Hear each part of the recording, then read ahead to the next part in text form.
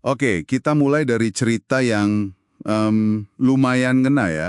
Coba bayangin deh, Steve Jobs waktu itu mau rekrut John Scully dari Pepsi. Oh, yang cerita terkenal itu ya? Ya.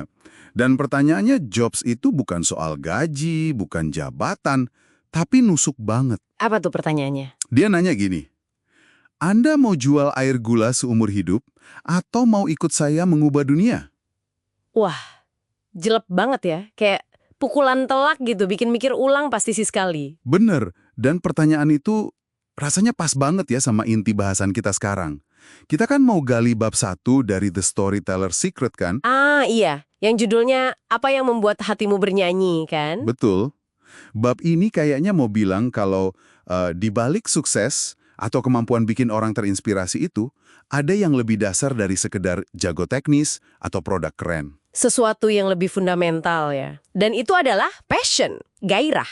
Nah, itu dia, gairah. Ini menarik sih, soalnya kan kita seringnya mikir kalau Jobs itu jenius karena presentasinya yang wah atau desainnya yang keren banget. Iya, orang fokusnya ke sana biasanya. Ke slide-nya yang minimalis, cara dia ngomong. Tapi sumber ini bilang saus rahasia dia tuh bukan itu. Bukan ya? Terus apa dong? Justru gairahnya itu loh. Gairahnya yang meluap-luap soal gimana teknologi bisa ketemu seni, ketemu kemanusiaan.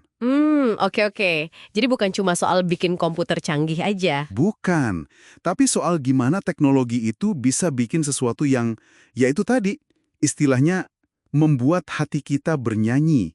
Visi dia soal potensi perubahan dunia itu yang kuat banget. Dan itu yang dia komunikasikan gitu ya. Yakinannya itu. Kayaknya sih gitu. Nah, oke, coba kita bedah lagi nih. Bab ini kan kayak ngajak kita mikir bedanya antara pertanyaan, apa sih yang saya kerjain? Oke. Sama pertanyaan yang lebih dalam, apa sih yang bikin hati saya bernyanyi? Nah, ini dia nih. Bedanya signifikan ya. Iya, kayak contoh Jobs tadi. Dia ngerjain komputer kan? Betul. Tapi yang bikin hatinya nyanyi itu, yang menciptakan alat buat bantu orang ngeluarin kreativitasnya. Gitu. Kenapa ya bedain ini penting banget buat cerita yang mau kita sampaikan? Gini. Karena gairah ini yang jadi bensinnya cerita yang asli, yang ngena ke orang, bab ini ngebedain banget antara passion sama sekedar hobi atau minat biasa loh. Oh iya, gimana bedainnya? Ya, misalnya penulisnya suka main golf. Oke, itu hobi. Tapi bukan inti dirinya. Beda sama katakanlah Rory McIlroy. Ah, pegolf profesional itu ya? Ya, buat dia, golf itu bukan cuma sesuatu yang dia lakukan, tapi udah jadi bagian dari siapa diri dia, identitasnya. Wah, dalam ya. Jadi bukan cuma aktivitas, tapi udah nyatu sama diri. Tepat. Atau contoh lain, Chef Ferran Adria, dia lihat segelas anggur itu bukan cuma minuman. Terus apa? Dia lihat kebun anggurnya, perayaannya, keluarganya di situ. Ada cerita, ada makna yang lebih dalam. Atau Chris Gardner yang kisahnya difilmkan itu. The Pursuit of Happiness? Iya, itu. Dia bilang, temukan sesuatu yang kamu cintai banget sampai rasanya pengen matahari cepet terbit, biar bisa ngelakuin itu lagi. Wah, Bahkan rela ngelakuin tanpa dibayar.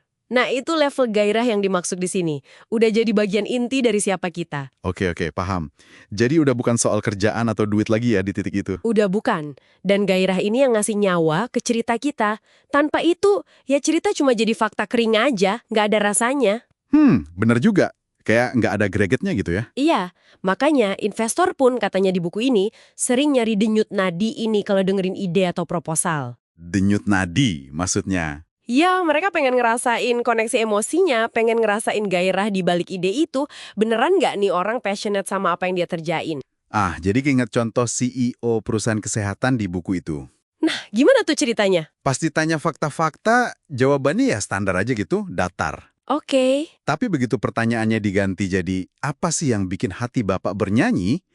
Wah, langsung beda. Beda gimana? Langsung ngalir cerita penuh emosi soal pasien yang berhasil diselamatin. Cerita itu yang bikin merinding, yang ngasih bobot ke semua angka dan data tadi. Nah, itu dia. Itu contoh bagus banget. Cerita itu jadi hidup karena ada gairahnya kan? Iya, bener banget. Jadi bisa dibilang, gairah ini elemen kunci ya, biar cerita kita tuh nggak cuma didengar, tapi juga dirasain. Persis. Jadi, kalau mau ditarik benang merahnya dari bab 1 ini, intinya itu ajakan buat kita semua sih.